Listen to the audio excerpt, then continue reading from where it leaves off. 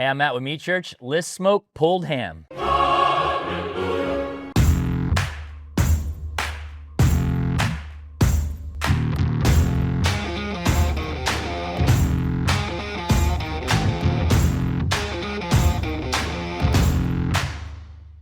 Well, welcome back to our outdoor kitchen. We thought we would do a couple holiday meals on a budget for you guys this year. This is an already cooked smoked ham.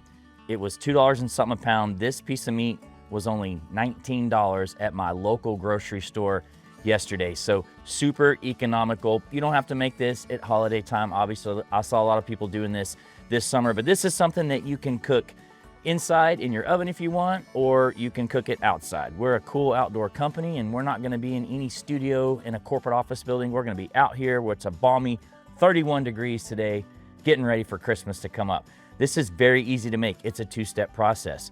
You're gonna season this ham and you're gonna reheat it just like you would a double smoked ham.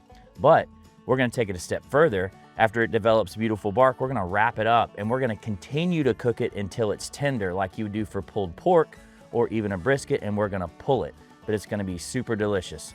So let's jump into it. This has just come straight out of the package, non-spiral sliced ham. You don't wanna get a spiral slice, so this is just a shank here. And you could rinse it off, pat it dry. We've actually chosen not to do that. It's nice and wet. A ham, through the curing process, it's gonna be a little salty, so we're gonna go with the sweet rub. We're gonna use our Meat Church Hickory. This one has just blown up in popularity lately, but use whatever you like. And pretty big piece of meat. Don't think you can hurt it, so I'm gonna season all over it so I can develop a really beautiful bark. And while I'm doing this, I always say you wanna let your meat sit and sweat out for at least 15 minutes or so. And you can see how, look, I'm not even patting it yet. And it's pretty nicely adhering just with the natural juices out of the package. So let this sit here and adhere, but I'm gonna jump into talking about cooking. We're gonna make this a nice, quick cooking video today. I mentioned you could cook it inside. You can do it in this oven, in the oven inside your house. You can do it in a smoker. All smokers are smoky ovens. So use whatever you got. I know there's a lot of people during the holidays that have already, unfortunately, had to put their smokers away because of weather, but we live in Texas where you can smoke year round. So we're going on the smoker today. Other good choices if you're a Meat Church person, honey hog, gospel, holy gospel, Texas sugar would all be great options. So we're gonna let this sit over here. We're gonna let it adhere. We're gonna jump into cooking. So I mentioned it was a two-step process. If you follow our double smoked ham recipe, we go 250 degrees on an already smoked spiral sliced ham, and that takes about 3.5 hours for a ham this size to reheat into the 140s. You could certainly do that. We've gone with a little easier option today. A lot of people, holiday meals are at lunch. So we have leveraged a pellet smoker. One of the things I say about pellet smokers, they make your life a lot easier, and here's a great example how. What I've done, I took an exact same size ham last night.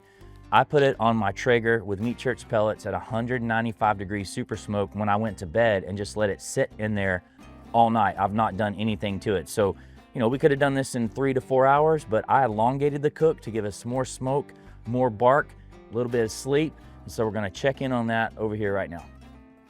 As you can see, it's got epic bark, looks super good. Bones are popping out. I'll temp it just so that you know what it's at. Not that this is important, but 164 degrees, obviously looks delicious, and it's time to wrap it. So let me grab some gloves. Man, that looks super, super good. And again, obviously the temperature's not important. This thing was already cooked when we got it from the store, but I'm kind of trying to get it to the state of really good looking bark because there's gonna be a lot of flavor in that, and then we're gonna wrap it up. So I'm gonna use like a half disposable steam pan. You could just do this in foil. And I'm gonna add a little bit of sweetness to it. So we're gonna use a braising liquid. This pineapple juice that I get at my local Mexican grocery store is what I've always used to wrap pork with. So I'm just gonna put a little bit around the bottom for braising liquid, and obviously some sweetness to kind of balance out all the salty that we already have from this ham. And then I'm also gonna add a little brown sugar. I would consider this optional, but this will be in here so when we go to pull the pork, we can kind of mix that in with it. I always say, just use my recipes as a guide and then tweak it to your liking, your flavor profiles, things like that. So do you have to do brown sugar? No. I'm just, again, trying to balance out a little bit of the salty.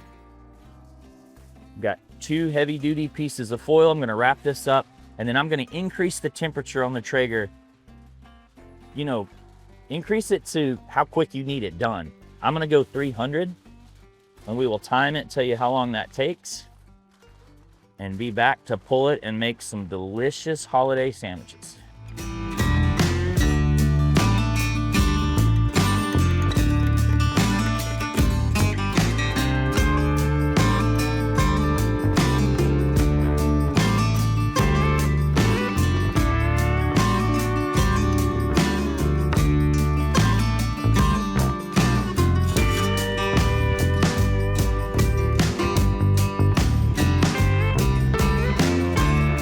It's been about 90 minutes at 300 degrees, and I know our ham is ready because I've tested it, but I'm just gonna go through the foil here, and there's just absolutely no resistance. 207, you know it's tender. Let's pull it out.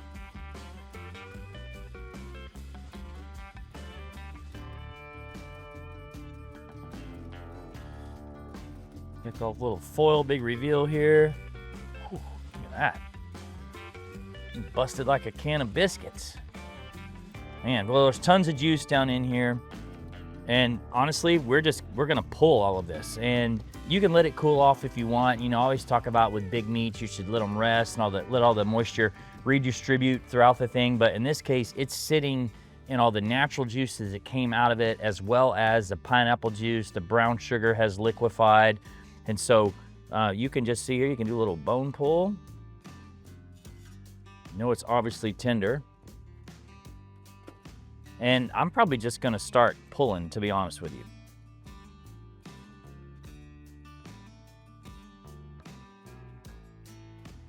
Again, rest it if you want, but it's really not gonna matter because you're gonna pull this meat, you're gonna pull it apart, and we're gonna impart some of these natural juices into this. Now, this isn't pulled pork, but if you wanted to go with that sort of flavor profile, you could mix in some barbecue sauce. Our Holy Cola would be great. So if you want a barbecue flavor profile at the holidays, you can certainly do that, but I'll leave it up to you. What I would do is I would pull this stuff and I would taste it. And I would decide what does it need, if anything, for what it is that you're trying to do. And that's good. It's a way different texture than pulled pork, obviously. So, you know, you've cured this ham. And man, it tastes like super good. But anyway, I'm gonna pull all of this, incorporate some of the juices. We're gonna build some sliders and we'll see how we end up here in just a second. All right, you can see we're just about done here. Didn't have to pull a whole lot of fat out of this. It seems like it yields more meat than fat than a pork butt cooked a traditional way. But interesting to me, but by the way, this is like super good.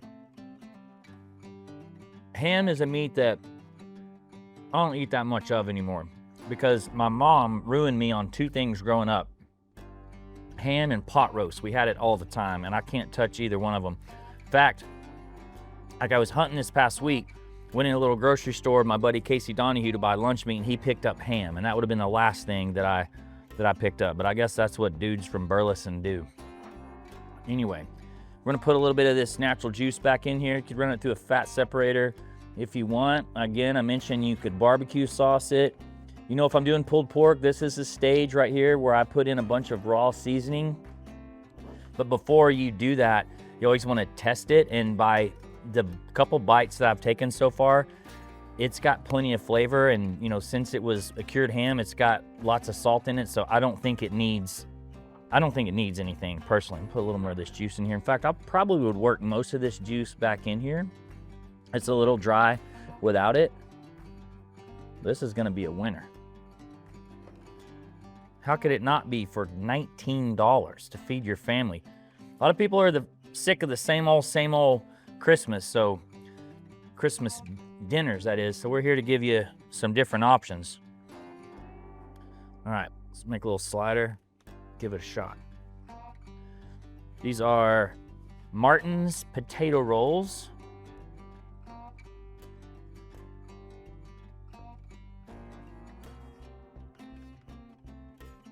Dude, I'm not even wasting time on mayonnaise or anything.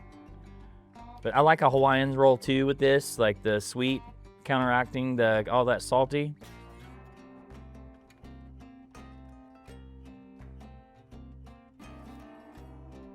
That is so good. I can tell you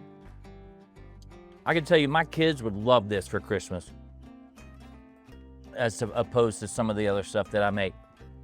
Well, if you guys like what we're doing, please like and subscribe. I always say your subscriptions are how we keep doing these free how-to cooking videos. We hope you guys have a very Merry Christmas. We'll see you guys next week.